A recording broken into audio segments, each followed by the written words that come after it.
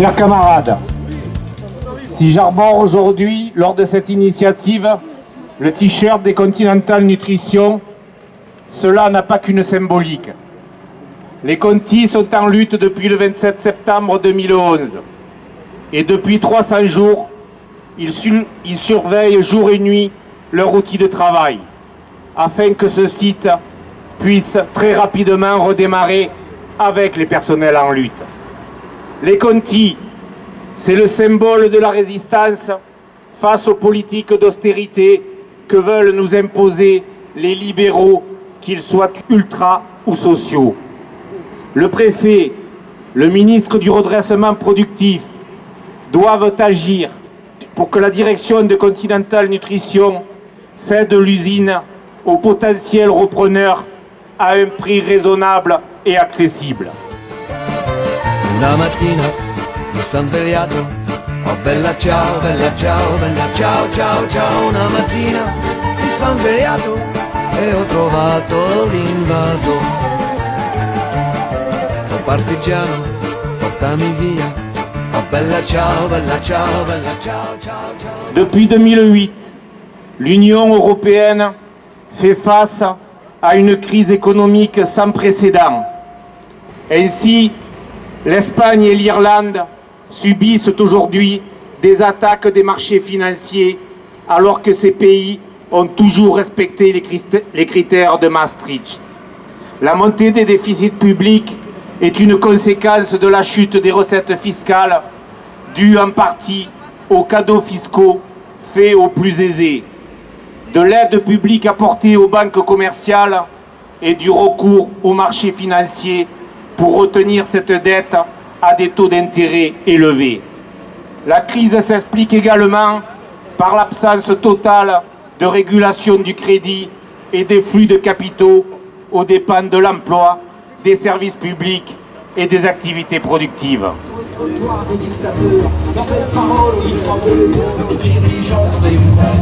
lâche rien, on lâche rien, on lâche rien, on lâche rien, on lâche rien, on lâche rien. L'emploi salarié dans les secteurs marchands a perdu 50 400 postes au troisième trimestre 2012, moins 0,3% sur 3 mois, dont les 2 tiers dans l'intérim.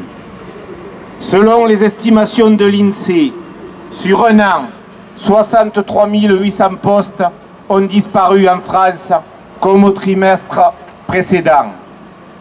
La saignée concerne tous les secteurs et elle est tirée par la dégradation de l'emploi intérimaire, les salariés précaires étant bien les premières victimes. En un an, l'intérim a perdu 73 600 postes, soit 12,5% de ses effectifs. Même hors intérim, la France a continué à détruire des emplois au troisième trimestre, moins 17 600. L'industrie essuie une perte de 9 800 postes, plus qu'au trimestre précédent. Dans ce département, la situation de l'emploi s'est également gravement détériorée. Le Vaucluse compte près de 49 000 demandeurs d'emploi en catégorie A. 33 212 Vauclusiens sont à la recherche d'un emploi, soit une progression de plus de 17,9% en un an, pour 9% au niveau de la région PACA.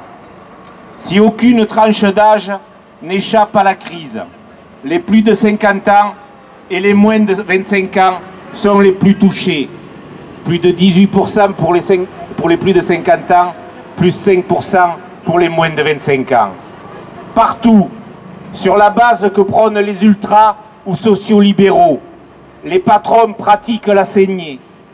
Il y a eu les papeteries de Malocène, pour lesquelles le groupe Schweitzer-Mauduit a tout fait pour qu'il n'y ait pas de repreneur. Continental Nutrition, bien sûr, mais également la SEPR, qui, à coup de plans sociaux successifs, est passé en quelques années de 1990 à 660 salariés. Gima, Rénal des Roquelaures, Kerry Aptunion, avec un plan de 174 suppressions d'emplois. Kerry Aptunion, qui vient d'ailleurs d'être racheté par un fonds d'investissement luxembourgeois. Eurenco, à Auchan, 45 salariés sont concernés par ce qu'ils nomment un plan de transformation de l'entreprise. Et même quand ils ne font pas de plans sociaux, les patrons des multinationales, comme McCormick, Ducros pour les intimes, pratiquent, comme ils l'appellent pudiquement, la réorganisation des services. Les PME ne sont pas les plus épargnés. J'en profite d'ailleurs pour rappeler que les salariés de ces entreprises, les plus petites d'entre elles, celles de moins de 11, sont appelés à s'exprimer du 28 novembre au 12 décembre prochain et à voter pour l'organisation syndicale qui, à leurs yeux, défend le mieux les travailleurs. Et ce qui nous rend optimistes en la matière, c'est le récent sondage de l'Institut Louis Harris qui fait ressortir que les Français adhèrent largement aux propositions de la CGT pour dynamiser l'économie et l'emploi et sortir de la crise. Les propositions portant sur la nécessité d'investir davantage, la recherche et la formation des salariés, 95% des Français y sont favorables, ou sur le besoin de conditionner les aides accordées aux entreprises pour la création d'emplois. 91% des Français y sont aussi favorables. L'interdiction des licenciements dans les entreprises réalisant des bénéfices recueille l'assentiment des Français. Donc, du 28 novembre au 12 décembre, votez et faites voter pour la CGT. Da partigiano, oh bella ciao, bella ciao, ciao, ciao, e se io muoio da partigiano, tu mi devi seppellire. Les salariés de ce département, comme de la France entière, n'en peuvent plus de ces politiques d'austérité. Après les 170 milliards d'aides dont ont déjà bénéficié les entreprises, c'est maintenant 20 nouveaux milliards qui seraient transférés sur la TVA. TVA, pourtant honnie il y a encore quelques mois par les dirigeants du Parti socialiste. Et dans le même temps, la RGPP, Révision générale des politiques publiques, lancée en 2007 pour soi-disant résorber la dette publique, fragilise encore plus le tissu social en démantelant les services publics, en privatisant, mettant en danger nos concitoyens, notamment en termes de santé et de protection sociale. Des services entiers éclatent ou disparaissent.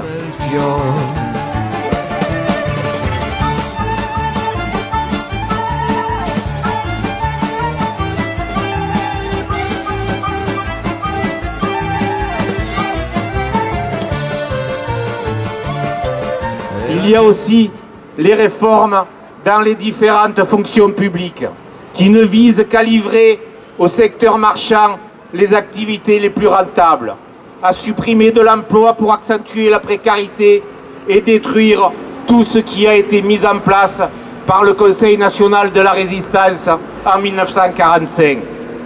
Il est plus que temps que nous, salariés vauclusiens, réagissions ensemble, que nous travaillions dans une entreprise privée ou que nous appartenions au secteur public.